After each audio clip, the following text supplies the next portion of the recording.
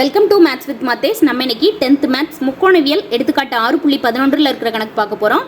கொசிகன் theta plus cot theta equal to B எனில் cos theta equal to B square minus 1 by B square plus 1 என்பதை நிரூபிக்கவும் அப்படின்னு சொல்லி கேட்டிருக்காங்க.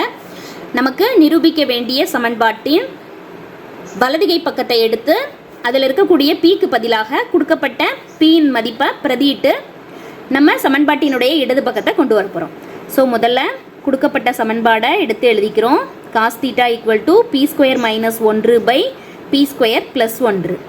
ஸோ இதில் சமன்பாட்டின் வலது பக்கமான B square minus 1 by B square plus 1 நம்ம எடுத்துக்கிறோம். இதில் இருக்கக்கூடிய பிக்கு பதிலாக கணக்கில் கொடுக்கப்பட்ட மதிப்பை பிரதியிடுறோம். ஸோ பிக்கு பதிலாக cosecant theta plus cot theta whole square minus 1 by cosecant theta plus cot theta the whole square plus 1.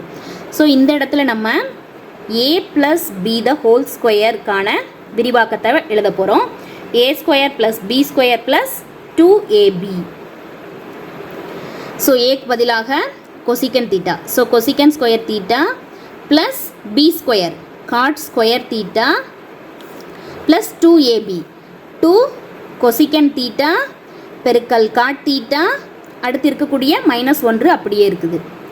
வகுத்தல்ல இங்கேயும் அதே விரிவாக்கம் தான்.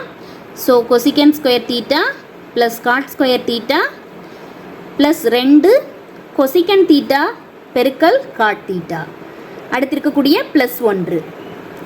இந்த இடத்துல நம்ம என்ன ஃபார்முலா பயன்படுத்த போகிறோம் அப்படின்னா, நமக்கு முக்கோணவியலில் தெரிகிற முற்றொருமையில் ஒன்று cosecant square theta minus cot square theta equal to 1. ஏன்னா நமக்கு இங்கே சமன்பாட்டில் அனைத்துலையுமே கொசிகன் காட் தான் வருது. கொசிகன் காட்டை பயன்படுத்தி எழுதக்கூடிய முற்றொருமை சமன்பாடு வந்து cosecant square theta minus cot square theta equal to 1. So இந்த சமன்பாடை பயன்படுத்தி மதிப்புகளை பிரதியிட போகிறோம். முதல்ல என்ன பண்ணுறோம் அப்படின்னா, கொசிகன் ஸ்கொயர் தீட்டாவை அப்படியே வச்சுக்கிட்டு காட் ஸ்கொயர் தீட்டாவை அந்த சைடு எடுத்துகிட்டு போகிறோம். ஸோ ஏற்கனவே இருக்கக்கூடிய 1 மைனஸ் காட் ஸ்கொயர் தீட்டா இந்த சைடு ப்ளஸ் காட் ஸ்கொயர் தீட்டாவாக வருது. அடுத்து இங்கே இருக்கக்கூடிய ப்ளஸ் 1 நம்ம இந்த சைடு மைனஸ் 1 கொண்டு வர்றோம். சமன்பாட்டினுடைய வலது பக்கம் இருக்கக்கூடிய ப்ளஸ் 1 இந்த சைடு மைனஸ் 1 கொண்டு வர்றோம். So cosecant square theta minus 1 equal to God square theta. So இந்த ரெண்டு சமன்பாட்டையும் தான் நம்ம பயன்படுத்துவோம். இது ரெண்டையும் சமன்பாட்டின் 1, 2 அப்படின்னு சொல்லி நம்ம வச்சுக்கிறோம். இது ரெண்டையும் இங்கே வந்து பிரதியிட போகிறோம். கொடுக்கப்பட்ட இந்த விரிவாக்கத்தில் கொசிகன் ஸ்கொயர் தீட்டா மைனஸ் 1 இருக்கிறதுனால கொசிகன் ஸ்கொயர் தீட்டா மைனஸ் 1க்கு நமக்கு மதிப்பு தெரியும். கொசிகன் ஸ்கொயர் தீட்டாவையும் இந்த மைனஸ் 1ஐயும் சேர்த்து அதுக்கு பதிலாக மதிப்பு என்ன பிரதியிடுறோம் அப்படின்னா காட் ஸ்கொயர் தீட்டான்னு பிரதியிடுறோம்.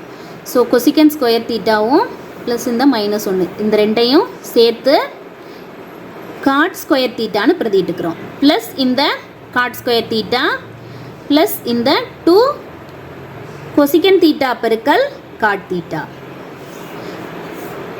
பகுதியில் என்ன ஃபார்முலா பயன்படுத்துகிறோம் அப்படின்னா, காட் ஸ்கொயர் தீட்டா ப்ளஸ் 1க்கு நமக்கு ஃபார்முலா தெரியும். காட் ஸ்கொயர் தீட்டா ப்ளஸ் 1க்கு கொசிகன் ஸ்கொயர் தீட்டான்னு நம்ம பிரதியிடலாம்.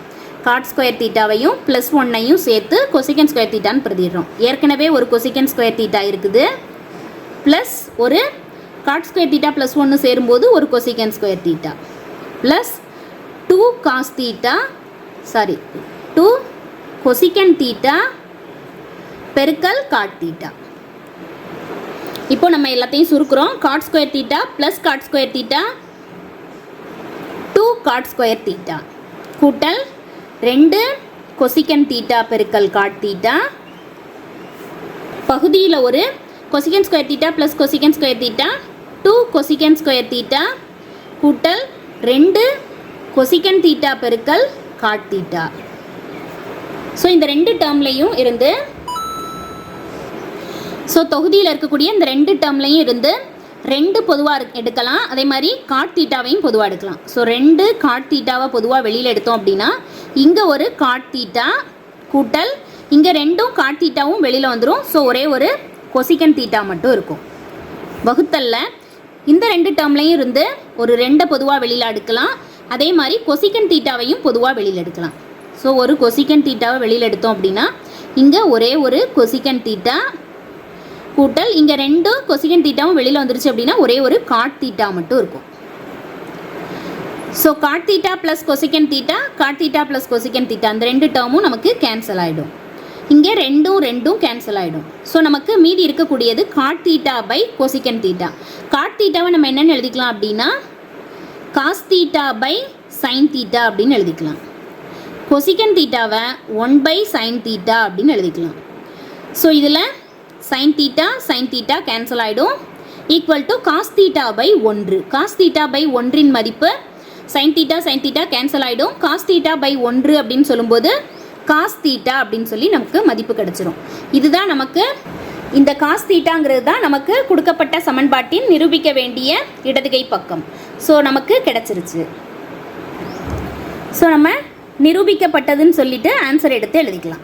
சமன்பாட்டின் கொடுக்கப்பட்ட நிரூபிக்க வேண்டிய சமன்பாட்டின் வலதுகை பக்கத்தை எடுத்து பி மதிப்பை பிரதியிட்டு இடதுகை பக்கத்தை கொண்டு வந்திருக்கிறோம்.